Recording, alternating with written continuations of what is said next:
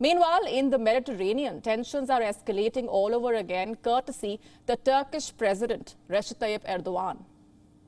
On Monday, he made his first move. Erdogan's foreign minister visited Tripoli for talks with the Libyan government. He also signed a preliminary economic agreement. And now this is the second such bilateral deal. The first was signed in 2019.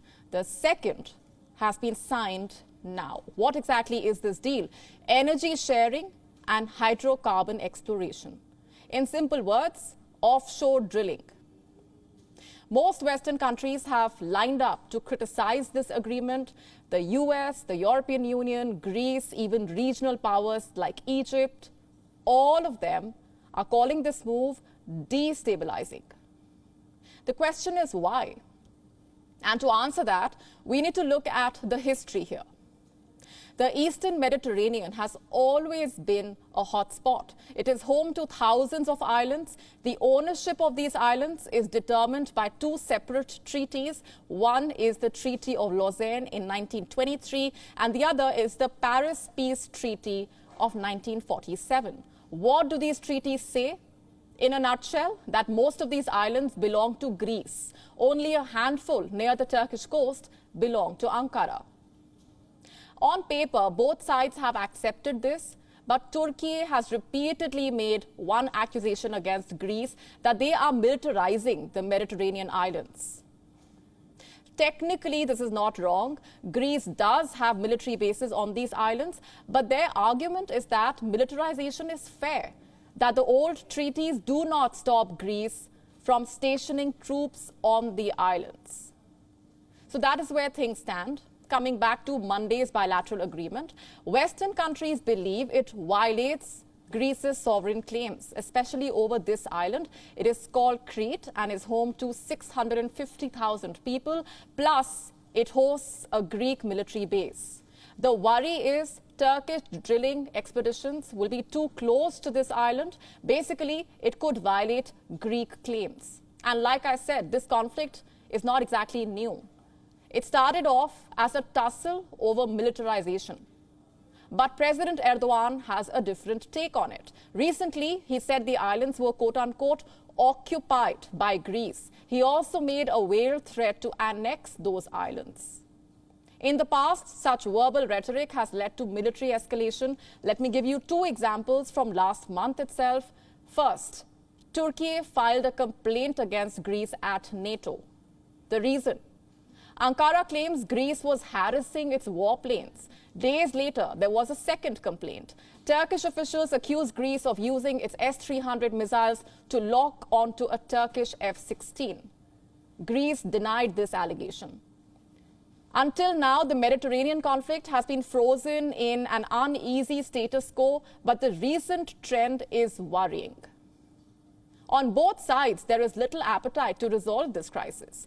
Erdogan says the Greek Prime Minister does not exist for him anymore. The Greek leader says Erdogan is strangely obsessed with his country.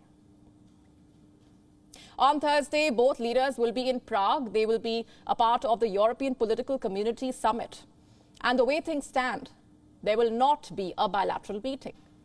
But Greece says they will agree to it if Turkey asks. And knowing Erdogan, it looks unlikely at the moment. The Turkish president is in a great political position.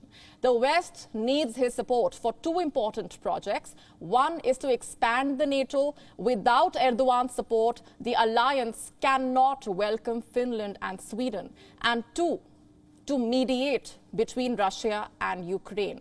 Ankara is the most active channel between Kiev and Moscow, so keeping that alive is key for the West. And Erdogan clearly knows all of this. On Tuesday, he accused Greece of seeking help from the United States. He added that the US support will not deter him. The president, in fact, said that his country will do, quote-unquote, what is necessary. Could that be an indication of a looming war? Greece certainly thinks so. Their government believes there could be a Ukraine-style war in the Mediterranean. In the past, the two countries have come close to blows.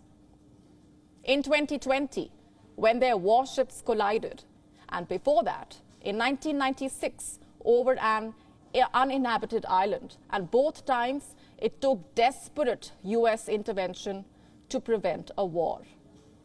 The question is, does Washington have enough political capital this time around?